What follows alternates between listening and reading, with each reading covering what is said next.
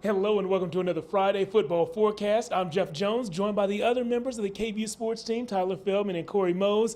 And guys, it is time to talk about what some might call the biggest or second biggest game on the UT regular season schedule. It's Red River Showdown time. The Longhorns will play against the Oklahoma Sooners. Yeah, two shooters here everywhere. Yeah. The Longhorns are playing against the Sooners in the Cotton Bowl this Saturday. A huge game. It's going to decide who is on the top of the Big 12, at least for now. And Tyler, the Longhorns are getting back a very crucial part of their offense, tight end Ja'Tavion Sanders.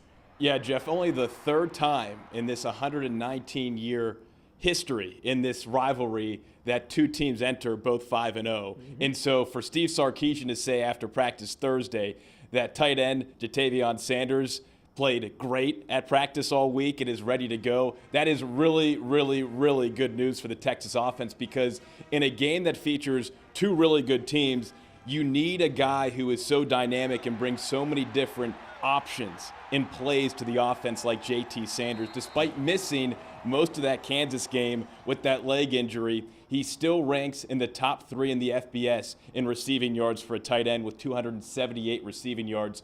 He's just such a playmaker. He's so talented, and having him healthy is going to prove big for the Longhorns offensively. JT Sanders either gone over 100 yards or scored a touchdown in 3 of the 5 games this season. He is a critical part of the offense, and this offense is going to line up against a very good Oklahoma defense that has a good scheme, but it's a scheme that might play into exactly what Coach Sark wants to do on the Longhorns offense. Corey, tell us more about that. Yeah, exactly, Jeff. It's exactly why JT Sanders coming back is such a big deal, because Venables loves to blitz. But as you know, if you blitz, that means you're leaving your guys on the outside on an island. And so now your corners are having to play man coverage. And we saw what A.D. Mitchell did last week against Kansas when he was man-to-man.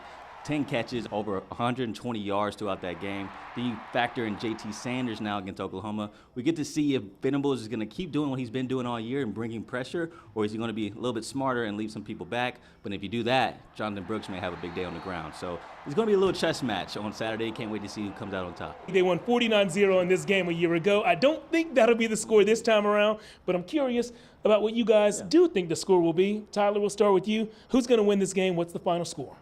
Texas favored by 5 currently. I was at the game 2 years ago when Steve Sarkisian was in his first year on the 40. They blew that 20-plus point lead. Oklahoma came out and won the game somehow. Then last year, that 49-0 win for Texas. It's not going to be a blowout like that this time around. But I do think Texas is 1 or 2 years ahead of where Oklahoma is right now. So I think with a healthy JT Sanders and with the thought in mind that Texas is a year or 2 ahead of Oklahoma, Texas wins this football game. The over-under is 60.5 points. I think this game comes out similarly to the Alabama game in Tuscaloosa. I think Texas wins around 34-24. Okay, all right, 34-24, 2-possession game there. I like that. Corey, who's going to win this game? What's the score going to be? Yeah, Tyler was there 2 years ago. I was there last year, 49-0.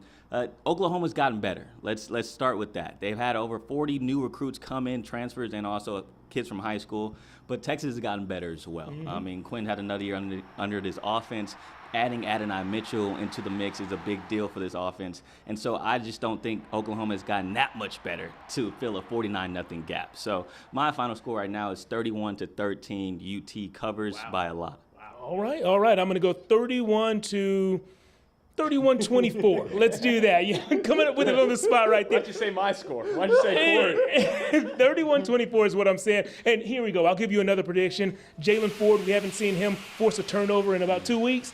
He's going to break that streak, if you want to call it that. Jalen Ford on the right side of a turnover. We all three have Texas winning. Of course, we're going to have highlights and reaction for you right here on KVUE after that game that you will also watch right here on KVUE. See you then.